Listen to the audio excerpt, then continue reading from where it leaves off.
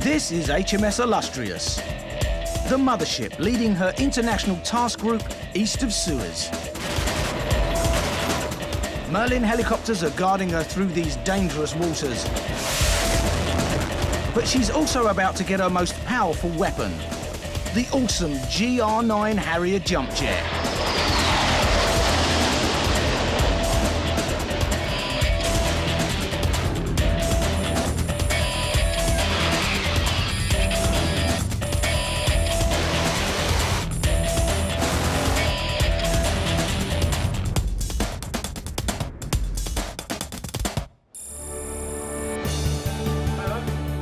Lusty's made it through the Suez Canal and is now docked in the Middle East, which means the officers are cutting a dash in their tropical whites. The long flex can just get caught. The Harriers are due aboard in 5 days, but right now they're expecting another important visitor. Yeah, you say salute, all right, and down. So up, salute, down, and then we'll get all together, OK? The Commander-in-Chief is coming for dinner. Do not drop a salute until you've parked and carry on, OK? Come up, everybody come up, the captain will salute along with you as he comes up to the top, step forward, evening sir, off we go. In the captain's galley, a dinner fit for an admiral is underway. We've got a swordfish starter with tagliatelle ribbons, prawn risotto and a smoked salmon carbonara sauce with saffron in it. It's down to the captain's steward, Freddie, to make sure presentation is perfect. This is what you're all taught in like basic stewarding training and that. Taught how to lay a table, what sort of glasses you need for different drinks, taught different napkin folds. Napkin's called the cock's comb. But serving the Admiral means missing out on shore leave. It's part of the job as steward and that. You do get a lot of dignitaries, VIPs and that, so swings and roundabouts now. You'll get ashore another time, but it's a lot of work that has to go into it. Admiral Sir Mark Stanhope is the Commander-in-Chief of the whole of the Navy fleet.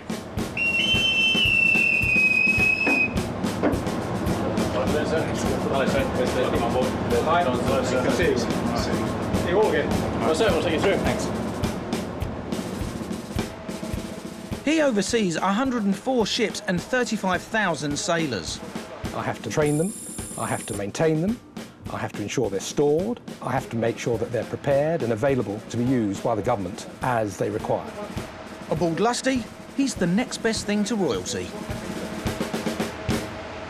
Now you need a couple of spoons and your jug with a cup of water.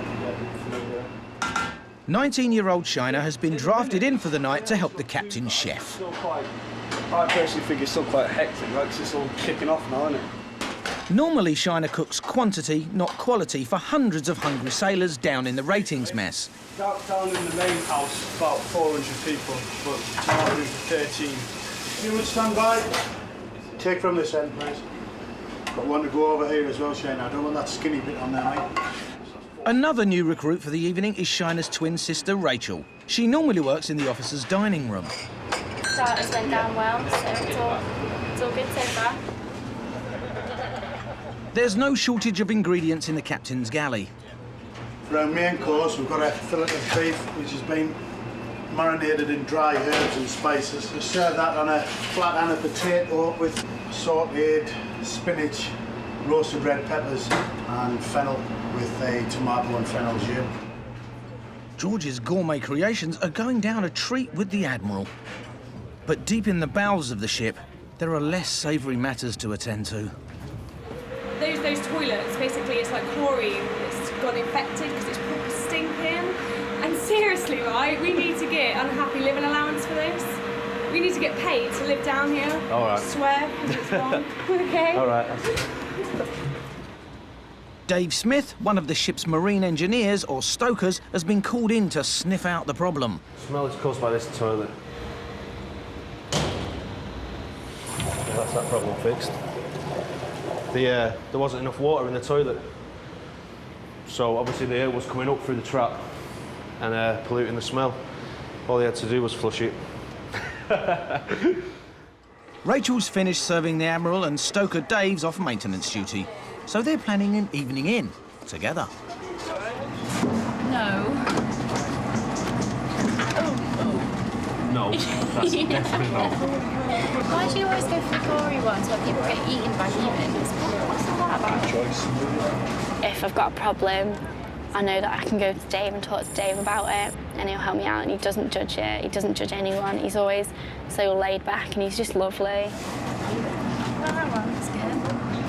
No.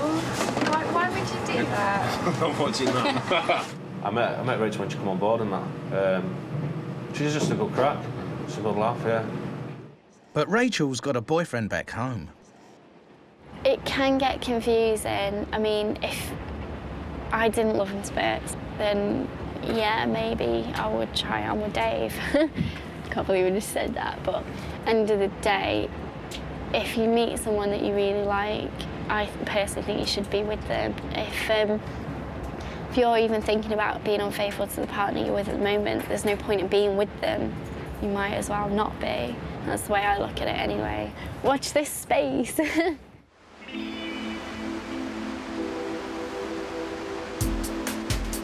HMS Illustrious is leading an international task group to the Indian Ocean. She's got an arsenal of weaponry and a squadron of 6 Merlin helicopters, but as yet, she's missing her deadliest hardware. The squadron who are flying out to Illustrious are called the Naval Strike Wing. They're heading off from RAF Cottesmore in the East Midlands. The ship, we all love it, it's all there. For some of you, you won't have been to the ship before. It will be an eye-opener, and for those old hands of us who are going back on again, it would be like going back home. Just be aware, we're taking 7 pilots, 3 engineering officers, and about 40 engineers themselves to look after the aircraft. So it's quite a big team. The qualities of a Harrier pilot are identified very early on. And what we're looking for is people who are dynamic, quick thinking. They have to be able to fly, talk and navigate. They are the cream of the crop. We've got 2 brand new guys who've never landed a Harrier on board before, and the other guys have never landed on board at night before, so it's lots of new things for everyone. Lieutenant Dave Boyack was a helicopter pilot before he started flying jump jets. He'll be attempting his first ever landing on a carrier. I'd always wanted to get onto jets, a little bit faster. I've been done for speeding quite a few times, at least I get to do it legally in this. The most junior pilot is 26-year-old Nick Mattock. I've only been with the squadron for 3 weeks so far, so it's quite exciting. My first 3 weeks on the squadron, I'm off onto an aircraft carrier. I'm doing my initial carrier qualification, and the first week we're out there, so you have to practice taking off and landing quite a few times, because it's quite tricky apparently. Training Dave and Nick is RAF squadron leader Rich Hillard. Flying off the aircraft carrier is probably about as hard a type of flying as you can do. It's very, very challenging, but it's very satisfying when you get it right. And really, most pilots, I think, enjoy a challenge. It's why we do the job. The Harrier pilots know there are mixed feelings about them amongst Lusty's crew. These guys live on the board, it's their home, it's where they work, and then suddenly a whole bunch of pilots turn up and think that they're the best thing since sliced bread. So they'll always think that we're prima donnas who think that everything revolves around us, and we will banter them for being, you know, well, fish heads is what we call them. So most importantly, this is my packed lunch for the journey, so I don't know what I've got in there, but I'll have a look when I get airborne, probably some sarnies and a drink.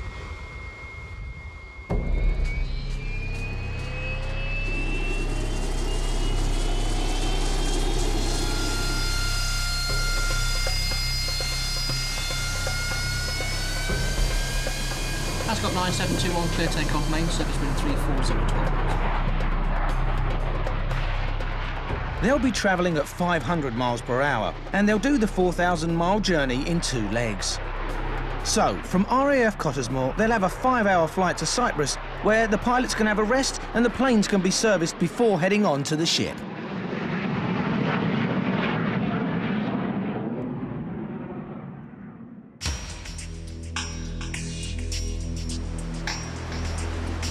For now, the top dogs, or rather top cats on board Lusty, are 814 Squadron, better known as the Flying Tigers.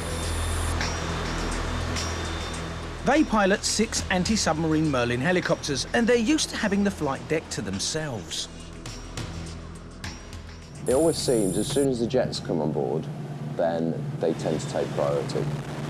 The pilots tend to be considered, certainly by the rotary guys, as sort of shandy drinkers. So they bring a lot to the ship. but they don't get treated any differently. They're just another weapon system on the ship. Yeah, looking forward to working with them over the course of this exercise. Honest. No. Today, the Flying Tigers have a different kind of mission, taking the chaplain, Father David Yates, to another ship in the fleet. This morning I'm going over to the Spanish ship to say Mass. We're going across in a helicopter and we're going to be winched down onto the Spanish ship because our helicopters are too big and too heavy to land on their deck. Normally a transfer to another ship would be by boat, but the last time he tried it, the Bish fell in. Commander Tim Johnston takes up the story. Okay. Yeah, he was transferring over to another ship. He fell off the... Just leave me alone. No! Should we do it tomorrow? David was unfortunate to be involved as a man overboard. He was transferring over to another ship by boat, and when he got to the bottom of the ladder, he missed the boat, his footing slipped, and he ended up in the water. Here we go. Let's go. Much to everyone's amusement, whilst people on the quarterdeck, they saw him floating past. The idea that chaplains can walk on water in the style of Jesus is a constant joke in the Navy, and as I proved, I wasn't able to walk on water, and I was very glad of the life jacket. It's quite legendary any time David has to go to another ship to try and have them go by boat, but I doubt we'll see that happen again. I'm not quite as terrified about it as I'm pretending to be. I think sometimes people feel it's good to, you know, they're their Bish, you know, never mind, and take me under their wing. So I do tend to play to the galleries a little bit.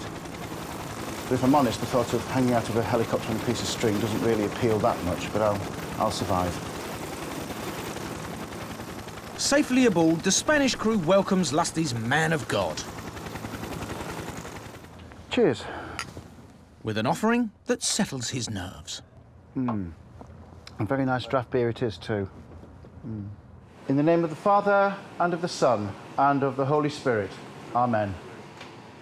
Blessed are you, Lord, God of all creation. Through your goodness we have this wine to offer. The blood of Christ. His work here is done, and the Spanish Navy once again extend their hospitality. Quite looking forward to this. Well, this is the Spanish omelette, Spanish tortilla. Very good. Oh, please. As the task group's religious ambassador, it would be rude to refuse.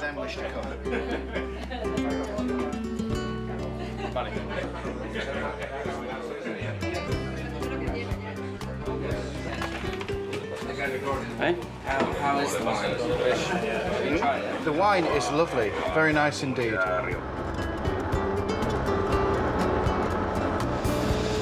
Back on Lusty, the ship's beginning to look like the Costa del Sol. They have the sun, they have the sea, but as long as they're on board, that's as far as they can go.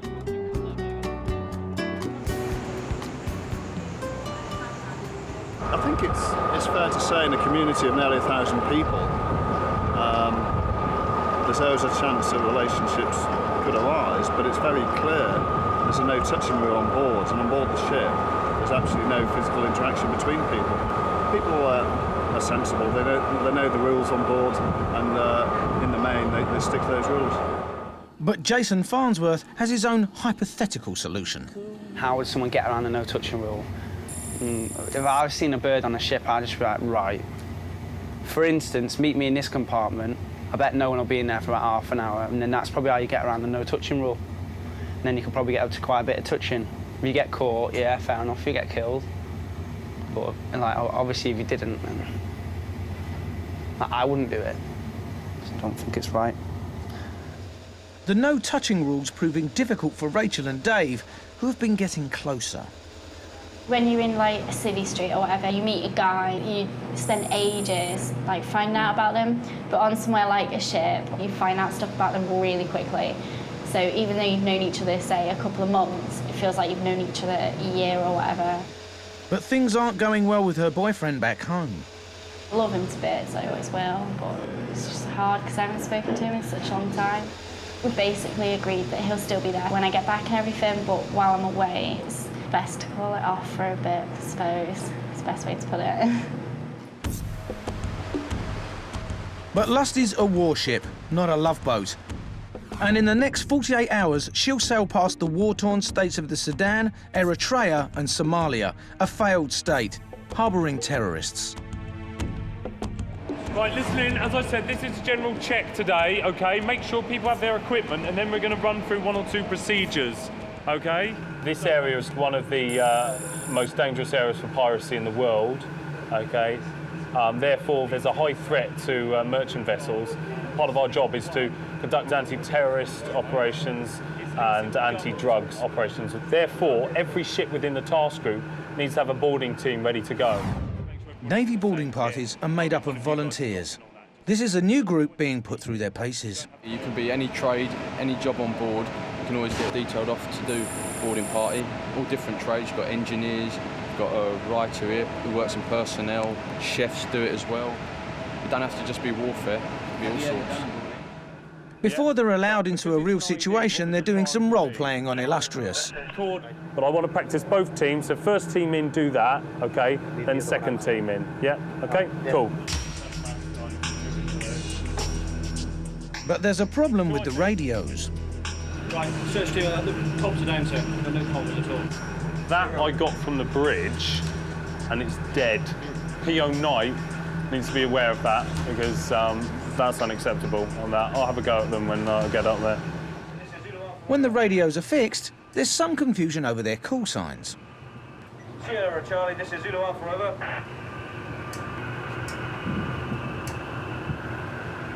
You're 0 Alpha. Hey, I'm 0 Alpha. Yeah, can you pass me the card? That one doesn't work, does Sure, it? Charlie, this is 0 Alpha, over. Doesn't matter, doesn't matter. The first stage of the boarding exercise is to launch the inflatables and reboard Lusty as if she were a hostile vessel. But there's a problem with the life jackets. They're up there at the moment because we didn't get told they were going to be getting brought in use. That was why. That's fine, no problem at all. We get them down today. We get them put in the boat bay. They're all checking them and they're serviceable. Launching the inflatables is abandoned for a search of the ship. What I want to do is see proper cover and move, OK, throughout here. I know it's false, I know we're on board the ship, but I want to see cover and move. Those who haven't got a rifle, OK, just the old finger treatment, OK? We've all done it. Good. A suspicious parcel's been hidden in the hangar. OK. Yeah, well, just imagine you're in a passageway as expected on a merchant ship. OK, happy, move on now. Just keep looking ahead. After their teething problems, the rookie boarding party have got their act together. Good, that's good. OK, we're moving back across this way, coming across now. Number 1 goal for the ship's company. And it's not long before they sniff out something fishy in the corner. John, if you stand guard on that, don't let anybody near it. Right. It's mission accomplished with an explosive discovery. Cool, happy with that. That was good.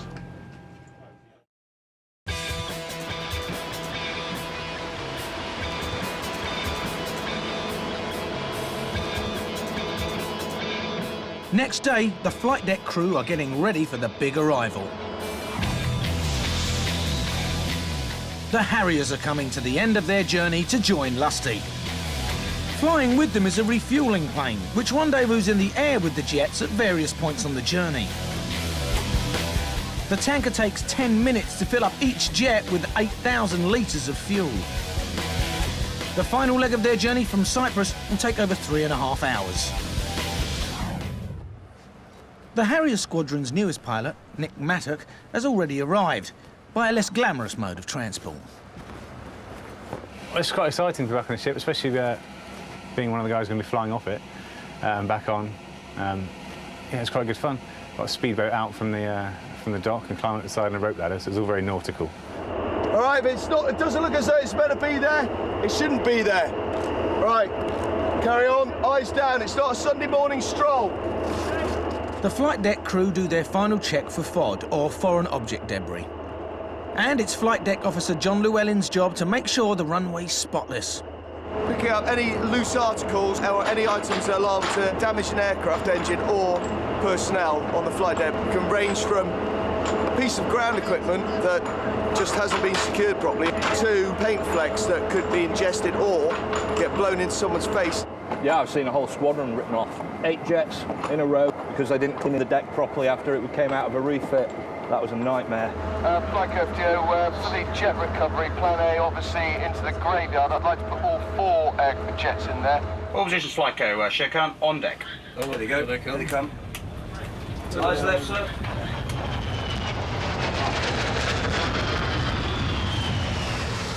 Aircraft carrier HMS Illustrious is about to reach her full fighting capability.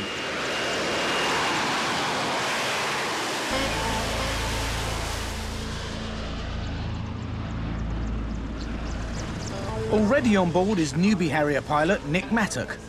Oh yeah, and then it's just keep going up, isn't it? Yeah. That's all right, I'll find it. It's just like these, isn't it, all the way? Yeah. Sweet. He's going up on deck to watch his friend Dave Boyack attempt to land on the aircraft carrier. It's Dave's first time, but I'm sure he'll be fine. He's done it before in a helicopter, so what could possibly go wrong? I should get my first go at it tomorrow, so if you maybe a bit of a sleepless night tonight worrying about it, but I'm sure it'll be fine. Just cleared with Flyco. The flight deck is ready in all respects to recover jets, so we're good to go. Jet recovery is quite an exciting time.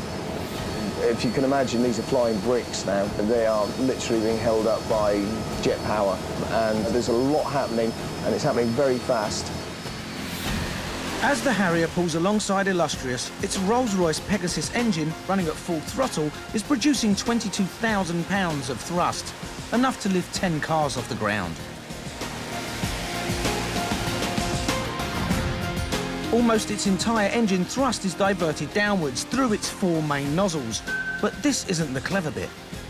Because it's stationary, its ailerons, rudder and elevators, used to steer in flight, are useless. So the pilot controls the Harrier by directing some of the engine's thrust to mini-jet nozzles on the tail, wingtips and nose. By opening and closing these mini-jets, the Harrier is now being controlled like a spacecraft.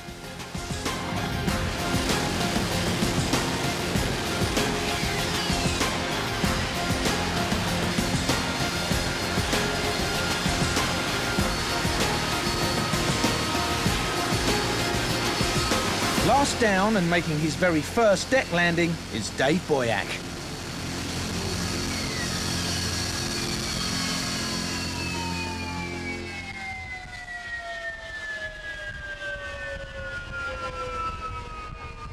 Done about 100 deck landings with helicopters, but just a completely different beast with a jet. So, yeah, the old nerves were going. I didn't expect them to be. Instructor Rich, aka Bolly, is already settling in.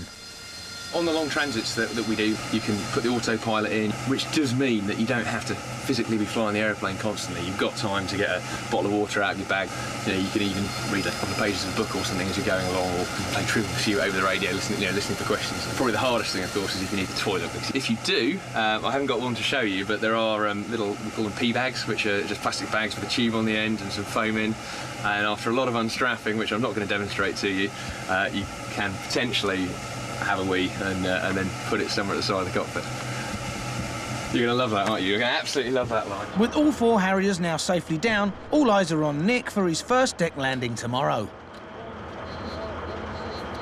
The magnifying glass will be out. Yeah, no pressure at all after that, is there? That'll be all right. What could possibly go wrong? I won't sneak out to the jet the morning before and put all the switches in the wrong places. It'll be fine. Probably wouldn't notice anyway. The Harrier pilots all have officer rank, so share the same floor as the other officers, directly below the flight deck. They're the noisiest cabins on the ship.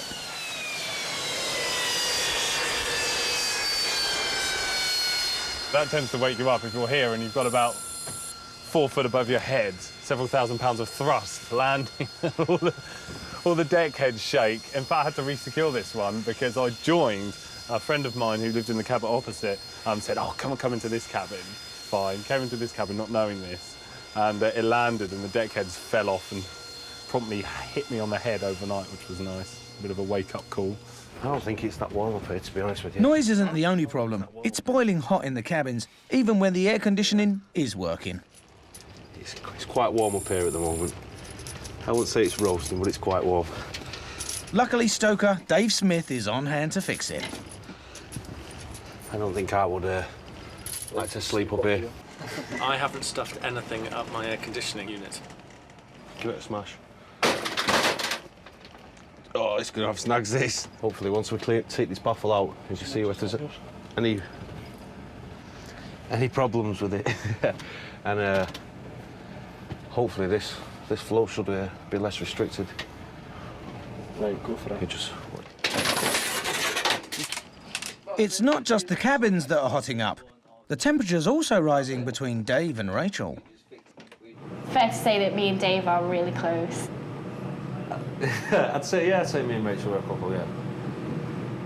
As any couples want to do when they say goodbye to each other, oh, I've got to go to work, goodbye, you want to give them a quick kiss or whatever, or a quick hug, whatever like that. And have you ever been caught?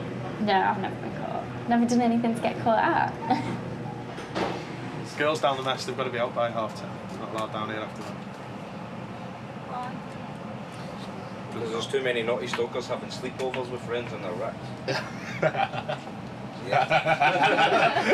So they have Did you say that's not us? I don't even know where your rack is. Really? So why did I have to give you to a shake the other day? That's not a simple question. There you go, bright red.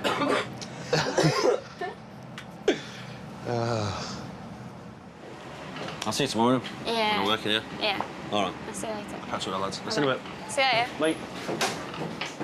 That is our goodbye, because we can't do nothing else because we're getting in trouble. So that has got to be our goodbye.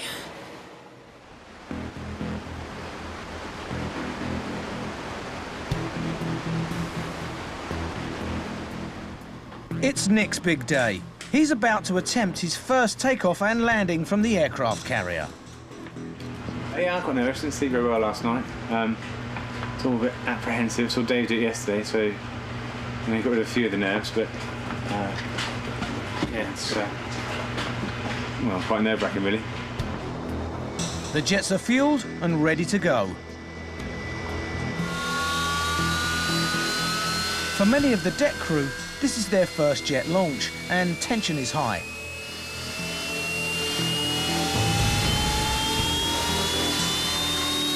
Engines are started and the aircraft line up for takeoff.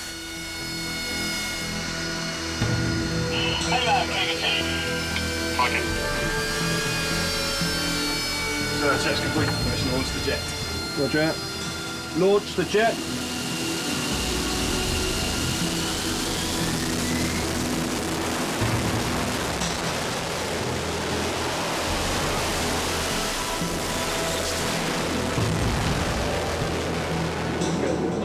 That's nice.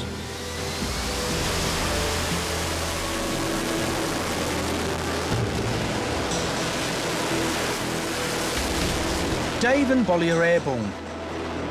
But Nick has got a problem with his sat-nav. GPS crashed, so he's got no navigation in the air. Literally, it's like the last minute and everything's cancelled. He has to sit there and watch his oppers go off the ramp, which is, as far as I know, is about the most frustrating thing that can happen to them.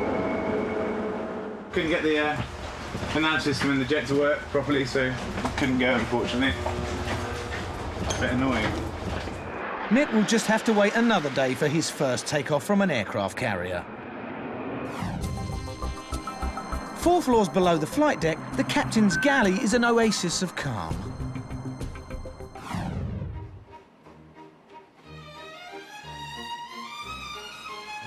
When he's not doing dinner parties for dignitaries, George, the captain's personal chef, prepares a gourmet meal for one. I'm doing a tuna steak served on a bed of Chinese leaves with a lime and mango salsa to go with that. And a ham steak with chorizo flavoured couscous. But it's going to need a bit of lemon juice just to bring out the flavour of the orange to go with the gammon and the chorizo, because To me, orange and aniseed goes quite nicely together.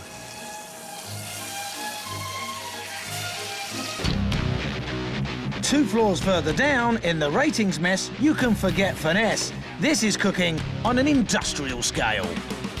George has got the life of luxury up there in the captain's place. But obviously his numbers change. Sometimes he has 8 or 10 people. All Navy chefs are trained to cook to the highest standard, but the reality for most of them is providing 3,000 meals a day on a tight budget. It's about £1.78, £1.80 a day at the moment. Ironically, that's actually less than the average prisoner gets when he's at Her Majesty's pleasure, and also less for the allowance for an MOD guard dog. The budget for the captain's meals is a lot higher, but he does pay the extra out of his own pocket. Yeah, it's a privilege. He's got a hard job, the captain, and to feed him to the quality that I'm allowed to do, maybe lifts him at the end of the day. Gosh, George is excelling. Normally it's beans on toast. When did you start? Back in the ratings mess, it's scran for 700. The galley staff are bracing themselves for the usual whinging. You get people who are like, oh, there's onions in this again. You think, well, unfortunately, we get as much as we get, and it has to be built up. And we try and cater for the people who don't like onions and mushrooms. And unfortunately, sometimes it doesn't work out that way. You have good days and bad days. Onions, mushrooms, and absolutely everything. Raw potatoes, cold potatoes, or burnt potatoes. Shocking. The longer you're at sea, the more they sort of get despondent with everything. If it's a genuine sort of complaint, you'll rectify it and try and make it better for them. But sometimes it's just they're moaning for moaning's sake. I wouldn't even feed that to my dog. Got a hammer. Look at that, it's rock hard. See my cursor? Yeah. Roll your cursor over there. Millie Harradine is a trainee officer in the warfare department, where she's learning how to operate the ship in combat situations. The Y means it's a helicopter. Okay. The track number is specific to that contact. At the beginning of the deployment, she had high hopes for her new career. I'm not saying I want to be the next Admiral of the fleet, but yeah, I'll set my sights quite high and I want to achieve the best result that I can personally, just for myself. The tick tells me that it's been correlated, so it's 2 data links. 8 weeks on, and she's having serious doubts. Concur on that. Personally, I find it it's quite boring. It's a lot of computers. Aside from her technophobia, a life at sea doesn't fit in with her romantic plans. I want to be able to be at home a lot more often, going to marry my other half, by the way. But that's not the reason why I want to transfer. It's the actual job for me. I don't want to be a warfare officer. It doesn't appeal to me in the slightest. I find it mind-numbing. Millie's going to see her personnel officer. She wants to transfer to logistics, which means she could spend more time in the UK.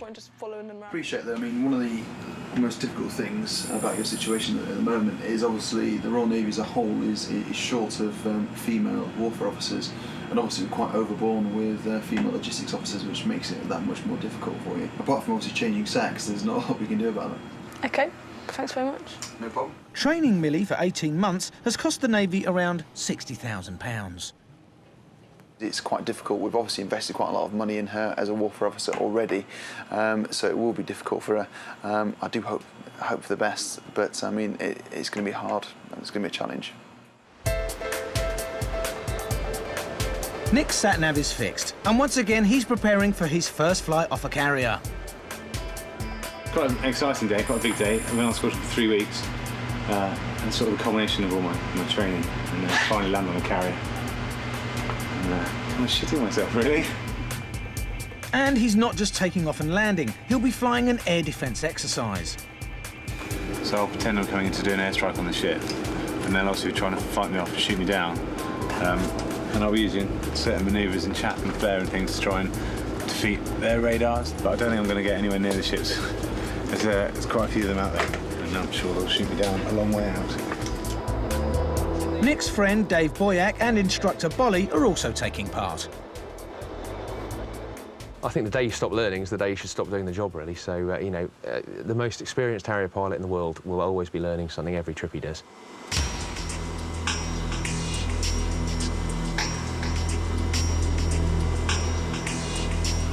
Illustrious has a relatively short runway because Harriers can land vertically. And her ski jump design lets them launch from the deck even when they're weighed down with fuel and bombs.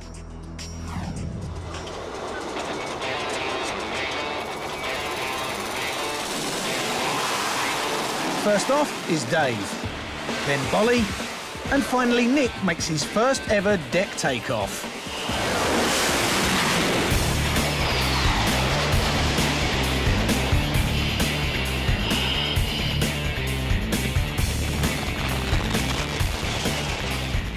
Sometimes when you're down at low level and you're trying to evade a threat, you really are performing the jet quite hard. So 6G, and added to that, it's about 35 degrees outside because we're down in the Gulf, and sat in the jet with no air conditioning, it's pretty bloody warm. The pilots start their attack. Flying very low and turning sharply, they hope to break contact with the ship's radar-controlled goalkeeper gun. We're flying along at 500 knots and 100 feet, so that's pretty much 600 miles an hour. If you don't pay a lot of attention, you could quite rapidly end up in the sea.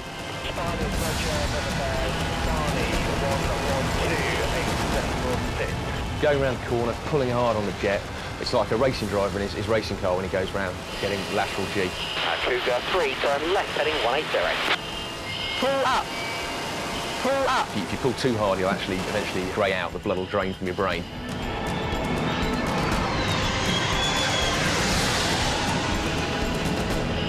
The jets drop flares and spin away to confuse heat-seeking missiles.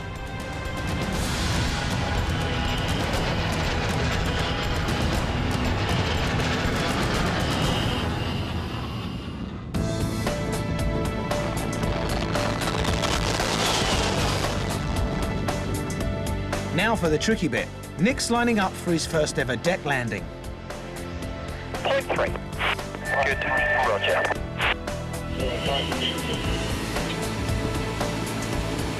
He's probably going to overshoot slightly because he's coming fast.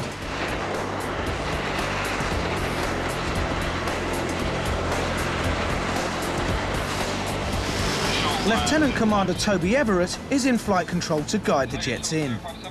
057. If they're 10 foot either side, it's no dramas, then we'll start. Wind is red 5 at 27. To land like this, the Harrier must nearly be running on empty, otherwise it's too heavy to hover. That's a good height. And whilst it's hovering, the engine's cooled by water, and Nick's only got enough to last him 90 seconds. Come right. Come right.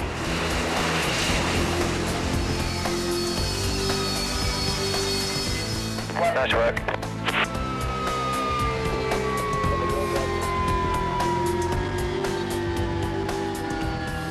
Cougar 2 paddles check.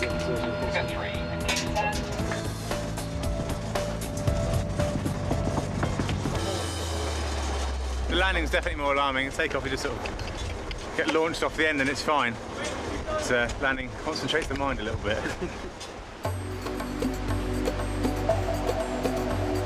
Flying is finished for the day, and the off-duty crew are making the most of the flight deck.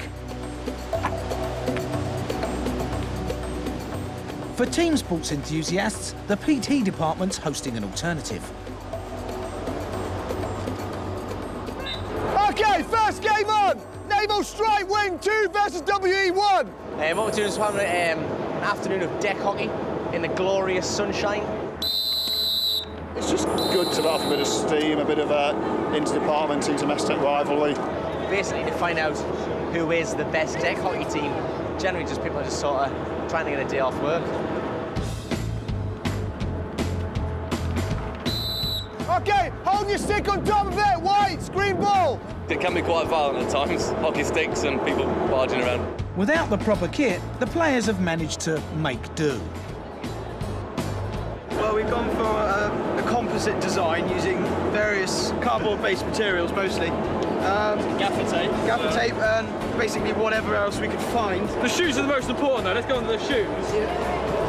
Steel toe cap. Obviously, because we wouldn't want anyone to get hurt. Over the top, unlucky! Most of the ship's departments are fielding a team, and Nick Mattock is playing for the Harriers. Well, I got roped into it at the last minute. I wasn't really expecting it this morning. But yeah, it'd be nice if we won. But Lusty's top brass aren't joining in. I did want to play. We were going to put a Hodge team together, but it gives the other people a chance to win if we don't play. First round's over and the Naval Strike Wing, the Harriers, are showing they're made of strong stuff. We won, obviously, which is always good. Even scored a goal as well. I think we won, was it 4-1? 4-1, it's good. I'm going to take George down, watching. This is the final, and I think the Naval Strike Wing are looking quite good. So for a squadron that we haven't seen at sea for quite a long time, it's good to see them doing it. Go on, Nick! Go on, big man! It's Naval Strike Wing versus Weapons Engineering. The jets against the ship.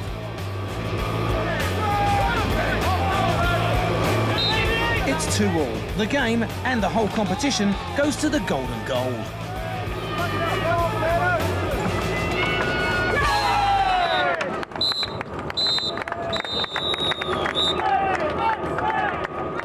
We won all 4 games, obviously. We was losing 2-0 in the final and we won 3-2 on there. Golden goal. So obviously the WE saved it for the ship again, as always.